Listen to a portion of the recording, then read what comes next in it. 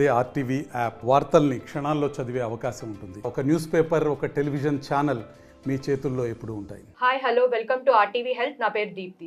ఈరోజు మనం జూబ్లీ హిల్స్లో ఉన్న అపోలో హాస్పిటల్స్లో ఉన్నాం. మన ముందున్నారు doctor Rajeev Reddy, ortho oncologist.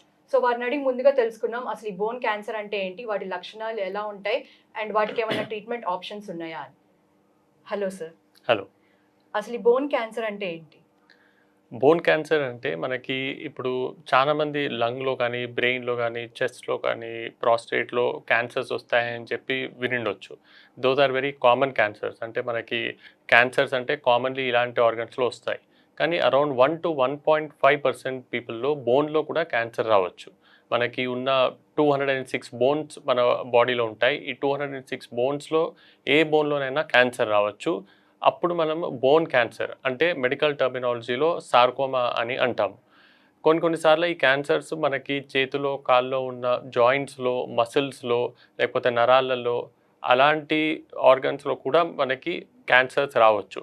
అయితే అప్పుడు మనం సాఫ్ట్ టిష్యూ సార్కోమాస్ అంటాం. అంటే బోన్ క్యాన్సర్స్ అంటే ఓవరాల్ మనకి ఈ క్యాన్సర్ గడ్డలు అంటే ఈ విపరీతంగా పెరిగే గడ్డలు ఒకవేళ బోన్లో కానీ, జాయింట్లో కానీ వస్తే అప్పుడు బోన్ క్యాన్సర్స్ లేదా సార్కోమా అని అంటాం. సో ఈ బోన్ క్యాన్సర్ అనేది ఎక్కువగా ఎవరిలో వస్తుంది అంటారు? నార్మల్లీ మనకి బోన్ ట్యూమర్స్ అంటే మనకి బోన్లో ఎక్కడైనా గడ్డ వస్తే, ఎక్కడైనా మనకి ఇలాంటి అబ్నార్మల్ గడ్డలు వస్తే వీటిని ట్యూమర్స్ అంటాం. ట్యూమర్స్ మనకి 3 రకాలుగా ఉంటాయి. ఒకటి మనం నార్మల్గా రెగ్యులర్గా అయినే బోన్ క్యాన్సర్స్ అంటే సార్కోమాస్. దీస్ ఆర్ క్యాన్సర్స్ మనకి బోన్లో స్టార్ట్ అయ్యి తర్వాత రక్తం ద్వారా లంగ్స్లో కానీ, వేరే బోన్స్లో కానీ, వేరే ఆర్గన్స్కి స్ప్రెడ్ అవుతాయి. అయితే వీటిని బోన్ క్యాన్సర్స్ ఆర్ సార్కోమాస్ అంటాము. These are more common in మనకి యంగర్ ఏజ్ గ్రూప్లో, లేకపోతే ఓల్డర్ ఏజ్ గ్రూప్లో. యంగర్ ఏజ్ గ్రూప్లో అంటే అరౌండ్ 2-3 ఇయర్స్ నుంచి 18-19 ఇయర్స్ వరకు పిల్లలలో చాలా కామన్. ఆస్టియోసార్కోమా, యూవింగ్ సార్కోమా ఇలాంటి సార్కోమాస్. అదే సేమ్ బోన్ క్యాన్సర్స్ మనకి 45 ఇయర్స్ ప్లస్ ఏజ్ గ్రూప్లో కూడా కొద్దిగా కామన్. కాండ్రోసార్కోమా అనే ట్యూమర్ మనకి ఎల్డర్లీ ఏజ్ గ్రూప్లో ఎక్కువ కామన్. రెండో రకమైన bone tumours benign bone tumours. అంటే ఇవి మామూలు గడ్డలు మనకి బోన్లో స్టార్ట్ అవుతాయి కానీ స్ప్రెడ్ అవ్వవు. దీస్ బెనైన్ ట్యూమర్స్ ఇవి మనకి మిడిల్ ఏజ్ గ్రూప్లో బిట్వీన్ 20 to 40 ఇయర్స్ ఏజ్ గ్రూప్లో ఎక్కువ కామన్. మన ఇండియాలో జాయింట్ సెల్ ట్యూమర్ అనే బెనైన్ బోన్ ట్యూమర్ చాలా కామన్. వేరే బెనైన్ బోన్ ట్యూమర్స్ కూడా చాలా ఉన్నాయి కానీ జాయింట్ సెల్ ట్యూమర్ చాలా కామన్. థర్డ్ రకమైన బోన్ ట్యూమర్స్ అంటే మనకి మెటాస్టాటిక్ ట్యూమర్స్ అంటాం. అంటే ఇవి వేరే ఆర్గన్స్లో ఉండే క్యాన్సర్ అంటే బ్రెస్ట్ క్యాన్సర్ కానీ, ప్రాస్టేట్ క్యాన్సర్ కానీ, లంగ్ క్యాన్సర్ కానీ అక్కడున్న క్యాన్సర్ సెల్స్ రక్తం ద్వారా బోన్స్కి స్ప్రెడ్ అవుతాయి. అప్పుడు వాటిని మెటాస్టాటిక్ క్యాన్సర్ డిసీజ్ అంటాం. ఇవి జనరలీ మనకి ఎల్డర్లీ ఏజ్ గ్రూప్లో 50 ఇయర్స్ ప్లస్ ఏజ్ గ్రూప్లో కామన్. అలాంగ్ విత్ మనకి వేరే క్యాన్సర్స్ కూడా ఉన్నాయి, మల్టిపుల్ మైలోమా, లింఫోమా అలాంటివి కూడా 50+ ఏజ్ గ్రూప్లో కామన్గా ఉన్నాయి. అయితే మనకి ట్యూమర్ రకం ప్రకారం అంటే బెనైన్ ట్యూమర్, లేకపోతే క్యాన్సర్ ట్యూమర్, లేకపోతే మెటాస్టాటిక్ ట్యూమర్, ఆ ట్యూమర్ రకం ప్రకారం మనకి ఏజ్ అనేది యూజువలీ మనం చెప్పగలుగుతాం ఏ ఏజ్లో ఎక్కువ కామన్. సో ఈ బోన్ క్యాన్సర్ యొక్క లక్షణాలు ఎలా ఉంటాయి? నార్మల్లీ మన దగ్గర బోన్ క్యాన్సర్ లేకపోతే బోన్ ట్యూమర్ పేషెంట్స్ మన దగ్గర ఎలా వస్తారంటే దే ప్రెజెంట్ విత్ స్వెల్లింగ్ లేకపోతే పెయిన్. స్వెల్లింగ్స్ ఎలా ఉంటాయంటే మనకు ఒక లంప్ లాగా వస్తాయి. చేతులలో కానీ, కాళ్ళలో కానీ, లేకపోతే బ్యాక్లో, స్పైన్లో ఒక లంప్ లాగా వస్తుంది. అది యూజువలీ ఇలాంటి స్వెల్లింగ్స్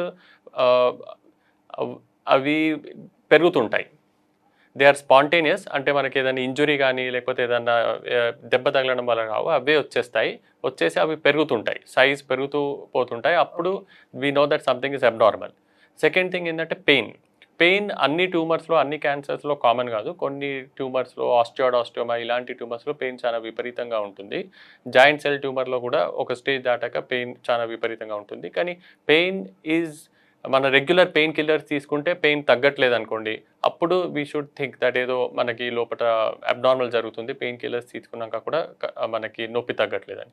మూడోటి ఏంటంటే మనం ఇగ్నోర్ చేస్తే ఈ బోన్ ట్యూమర్స్ బోన్ లోపలనే పెరిగి బోన్ని వీక్ చేసేసి బోన్ని ఫ్రాక్చర్ చేసేస్తాయి.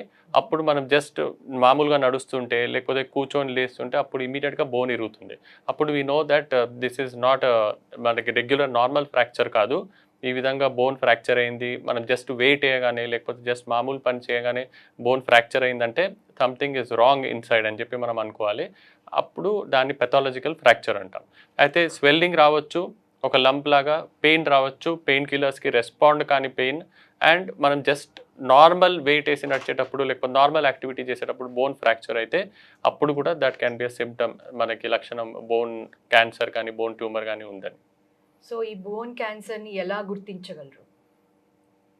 As a patient first thing is, ఒకవేళ స్వెల్లింగ్ సైజ్ ఇంక్రీజ్ అవుతుంది అనుకోండి, పెయిన్ కిల్లర్స్తో రెస్పాండ్ అవ్వట్లేదు అనుకోండి, లేకపోతే మనకి జస్ట్ ఒక మైనర్ ఇంజరీతో ఫ్రాక్చర్ అయిందంటే ఇట్ ఈస్ ఏదో అబ్నార్మల్ జరుగుతుందని ఆర్థోపెడిక్ ఆన్కాలజిస్ట్ని మనం కన్సల్ట్ అవ్వాలి. As an orthopaedic oncologist first మనము ఎప్పుడైనా పేషెంట్ మనకి ఈ సిమ్టమ్స్ ఈ ప్రాబ్లమ్స్ చెప్తే మేము ఎక్స్రే ఫిల్మ్ చూసాకనే నెక్స్ట్ ప్రొసీడ్ అవుతాం. మనకి ఎక్స్రేలో చాలా ఇన్ఫర్మేషన్ మనకి డీటెయిల్గా తెలుస్తుంది. ఆ ఎక్స్రే తీసిన తర్వాత మనకి ఓకే ఇది బోన్ ట్యూమర్ లాగానే కనపడుతుందంటే వి ప్రొసీడ్ ఫర్దర్. కొన్నిసార్లు మనకి బోన్ ట్యూమర్ కాకుండా ఇది ఇన్ఫెక్షన్ కావచ్చు, ట్యూబర్క్యులోసిస్ కూడా కావచ్చు. ఎందుకంటే ఇండియాలో మనకి టీబీ ఈజ్ ఇంకా చాలా కామన్, టీబీ బోన్స్లో కూడా వస్తుంది. అందుకే మనకి ఇన్ఫెక్షన్ కానీ టీబీలా కనపడితే అప్పుడు we divert the treatment in that direction. కానీ ఒక బోన్ ట్యూమర్ లేకపోతే బోన్ సిస్ట్ లేకపోతే బోన్ క్యాన్సర్లా కనపడుతుందంటే అప్పుడు నెక్స్ట్ మనం పేషెంట్తో డిస్కస్ చేసి ఎంఆర్ఐ స్కాన్ అనేది ఒకటి చేస్తాం. ఎంఆర్ఐ స్కాన్లో మనకి బోన్ లోపట ఉన్న క్యారెక్టర్స్ అన్నీ కనపడతాయి, ట్యూమర్ గడ్డ గురించి డీటెయిల్స్ అన్నీ కనపడతాయి, మసిల్స్ కనపడతాయి. So it's a detailed picture of what is happening inside. మన లెగ్స్లో కానీ స్పైన్లో కానీ చేతులలో కానీ లోపల ఏమవుతుందో, exactly what is the size of the tumour, మనల్ని ఏ స్ట్రక్చర్స్ని అది ఎఫెక్ట్ చేసిందో అవన్నీ డీటెయిల్గా మనకి ఎంఆర్ఐలో కనపడుతుంది. ఎంఆర్ఐ చూసాక మనకి ఒక ఐడియా వచ్చాక బయాప్సీ అని ఒక టెస్ట్ చేస్తాం. బయాప్సీ అంటే ఒక నీడిల్ యూజ్ చేసేసి మనము సింపుల్గా మన ఓపీడీలో కానీ లేకపోతే లోకల్ అనెస్థీసియా కింద ఒక నీడిల్ పెట్టి మనం ఈ ట్యూమర్ గడ్డ నుంచి ఒక 5-6 పీసెస్ మనము కరెక్ట్గా కలెక్ట్ చేసి మనం టెస్టింగ్కి పంపిస్తాం. ఇట్స్ మైనర్ ప్రొసీజర్ కానీ చాలా ఇంపార్టెంట్ ప్రొసీజర్, కరెక్ట్గా చేయాలి. అండ్ నీడిల్తో క్లోజ్డ్ బయాప్సీ అంటాం, అంటే నీడిల్తో చేయాలి. మనం సర్జరీ లాగా కట్ చేసి ఓపెన్ చేసి చేయకపోతే మంచిది. ఆ నీడిల్ బయాప్సీ నుంచి వచ్చిన మెటీరియల్ మన పెథాలజీ డాక్టర్ చూస్తారు, చూసి మనకి ఇది సార్కోమా లేకపోతే బోన్ క్యాన్సరా కాదా అని చెప్పేసి కన్ఫర్మ్డ్ రిపోర్ట్ ఇస్తారు. ఆ కన్ఫర్మేషన్ వచ్చాకనే అప్పుడే మనం 100% కాన్ఫిడెంట్గా ఉండొచ్చు ఇది బోన్ క్యాన్సర్ కానీ బోన్ ట్యూమర్ అని చెప్పేసి. అప్పటి వరకు మనకు ఒక 80% to 85% ఐడియా వస్తుంది. ఎక్స్రే చూసాక, ఎంఆర్ఐ చూసాక, పేషెంట్తో మాట్లాడాక, ఎగ్జామిన్ చేశాక ఒక 80 to 85% ఐడియా వస్తుంది. కానీ 100% మన కన్ఫర్మేషన్ బయాప్సీ అనే టెస్ట్ తర్వాతనే వస్తుంది. ఈ బయాప్సీ అనే టెస్ట్కి అడ్మిషన్కి ఏం అవసరం ఉండదు. ఇట్స్ హార్డ్లీ ఒక 15-20 మినిట్స్ ప్రొసీజర్. లోకల్ అనెస్థీసియా కింద నీడిల్ పెట్టి చేస్తాము. డ్రెస్సింగ్ కానీ కుట్లు కానీ అలా ఏముండవు. అండ్ ఇది అయిపోయాక patient immediately can go back home and do there regular activities, regular work చేయొచ్చు. ఈ బయాప్సీ టెస్ట్ అయిపోయాక మనకి రిపోర్ట్ వచ్చాక అప్పుడు మనం పేషెంట్ రిలేటివ్స్తో పేరెంట్స్తో కూర్చొని అప్పుడు డీటెయిల్గా చెప్తాం ఇది ఏ రకమైన sarcoma and what are the treatment options అని అప్పుడు మనం డీటెయిల్గా we have to discuss. So doctor గారు, ఈ బోన్ క్యాన్సర్ వచ్చిన వాళ్ళకి ఎలాంటి అడ్వాన్స్ ట్రీట్మెంట్స్ అందుబాటులో ఉన్నాయంటారు? అయితే బోన్ క్యాన్సర్స్ కానీ బోన్ ట్యూమర్స్కి, ఎస్పెషలీ మన బోన్ క్యాన్సర్స్కి ఒక 25 years ముందు మనకి మెయిన్ ట్రీట్మెంట్ అనేది యాంప్యుటేషన్ అని ఒక సర్జరీ ఉంటుంది. యాంప్యుటేషన్ అంటే ఆ కాలు కానీ చేతు కానీ, కాలు ఒకవేళ క్యాన్సర్తో ఎఫెక్ట్ అయింది అనుకోండి, లేకపోతే చేతి ఒకవేళ క్యాన్సర్తో ఎఫెక్ట్ అయింది అని మనకు తెలిస్తే ఆ కాలు చేతుని తీసేయడం, అంటే మనము ఆ పార్ట్ని తీసేయడం, మన బాడీని సెపరేట్ చేయడం, ఆ సర్జరీని యాంప్యుటేషన్ అంటారు. అయితే ఆ సర్జరీ మనకి బోన్ క్యాన్సర్లో మెయిన్ సర్జరీగా ఉండేది ఒక 20 years ముందు. కానీ ఈ పాస్ట్ 20 సంవత్సరాలలో ఇప్పుడు మనకి చాలా అడ్వాన్సెస్ వచ్చేసి మనకి యాంప్యుటేషన్ కాకుండా మనము చేతు కాలు కాపాడే సర్జరీస్ రొటీన్లీ చేస్తున్నాం. అరౌండ్ 90 to 95% పేషెంట్స్లో మనం ఇప్పుడు యాంప్యుటేషన్ అంటే చేతు కాలు తీసేయడం సర్జరీ కాకుండా లింబ్ సేవ్ చేసే సర్జరీ, చేతు కాలు సేవ్ చేసే సర్జరీ చేస్తున్నాము. దీన్ని లింబ్ సాల్వేజ్ సర్జరీ అంటాము.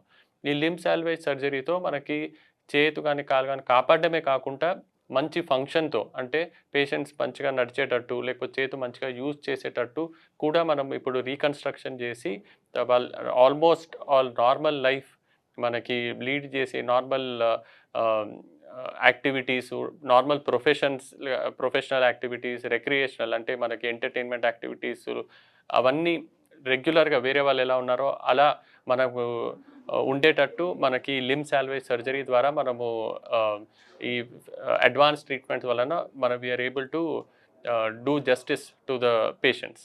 లిమ్ సాల్వేజ్ సర్జరీలో నార్మలీ మనం ట్యూమర్ గడ్డను తీసేసినాక అప్పుడు మనకి ఆ గ్యాప్ వచ్చిన ప్లేస్లో మనం మెటల్ ప్రాసెసెస్ కానీ కొన్నిసార్లు పేషెంట్ ఓన్ బోన్ మనం స్టెరిలైజ్ చేసి మళ్ళీ పెట్టడం కానీ అలాంటి సర్జరీ చేస్తాము.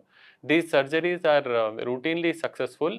మనకి ఈ సర్జరీస్ వలన పేషెంట్కి తన కాలు చేతు ఉందని చెప్పి ఆ హ్యాపీ ఫీలింగే కాకుండా వాళ్ళకి ఫంక్షన్ కూడా బాగుంటుంది. Complex surgeries, these are very major surgeries, కానీ మనము కరెక్ట్గా ప్లాన్ చేసి ఇండికేటెడ్ పేషెంట్స్లో కరెక్ట్గా మనకి ట్రీట్మెంట్ రెస్పాండ్ అయిన పేషెంట్స్తో మనం ఈ సర్జరీస్ చేస్తే they will do very well. Okay. So ఈ అడ్వాన్స్ ట్రీట్మెంట్ మొత్తానికి ఖర్చు ఎంత అవుతుందంటారు? నార్మలీ మనకి ఈ సర్జరీతో పాటు కీమోథెరపీ కూడా ఉంటుంది, కొన్నిసార్లు రేడియేషన్ కూడా ఉంటుంది. కీమోథెరపీ అనేది దట్ డిఫర్స్. మనం మెడికల్ ఆన్కాలజిస్ట్ డాక్టర్ మనకి నెంబర్ ఆఫ్ సైకిల్స్ ప్రకారము కీమోథెరపీ రెజిమెన్ ప్రకారము కీమోథెరపీ కాస్ట్ చెప్తారు. సర్జరీ యూజువలీ మనకి మెటల్ ప్రాసెసెస్ యూస్ చేసి మనం సర్జరీ చేస్తే మనకి డిఫరెంట్ రకమైన మెటల్ ప్రాసెసెస్ ఉన్నాయి. కొన్ని మెటల్ ప్రాసెసెస్ అరౌండ్ 90,000కి వస్తాయి, కొన్ని 2 lakhsకి వస్తాయి, కొన్ని 4 lakhs కూడా వస్తాయి. ఈ మెటల్ ప్రాసెసెస్ ఖర్చు మనం పక్కకు పెడితే మన వేరే సర్జరీ కాస్ట్ అన్నీ అరౌండ్ 1.8 to 2 lakhsలో మనం ఎంటైర్ సర్జరీ అయిపోతుంది. మెటల్ ప్రాసెసెస్ అనేది మన పేషెంట్ ఎకనామిక్ స్టేటస్ బట్టి, లేకపోతే మనకి ఎవరైనా చారిటబుల్ ఆర్గనైజేషన్ లేకపోతే ఎవరైనా డొనేట్ చేస్తున్నారంటే ఆ కాస్ట్ బట్టి మనం మెటల్ ప్రాసెసెస్ చూస్ చేసుకోవచ్చు. మెటల్ ఇంప్లాంట్ మనము బోన్ లోపల పెట్టేది. So thank you so much doctor గారు. మా వ్యూయర్స్ కోసం అసలు బోన్ క్యాన్సర్ అంటే ఏంటి, వాటి లక్షణాలు అండ్ అడ్వాన్స్ ట్రీట్మెంట్స్ గురించి ఎక్స్ప్లెయిన్ చేసినందుకు thank you so much. So చూసారు కదా వ్యూయర్స్, మరో ఇంటర్వ్యూతో మీ ముందు ఉంటాం. Thank you. మరిన్ని వీడియోస్ కోసం ఛానల్ ని సబ్స్క్రైబ్ చేయండి, లేటెస్ట్ అప్డేట్స్ కోసం వాట్సాప్ ఛానల్ ని ఫాలో చేయండి అండ్ లింక్ డిస్క్రిప్షన్ లో ఉంది.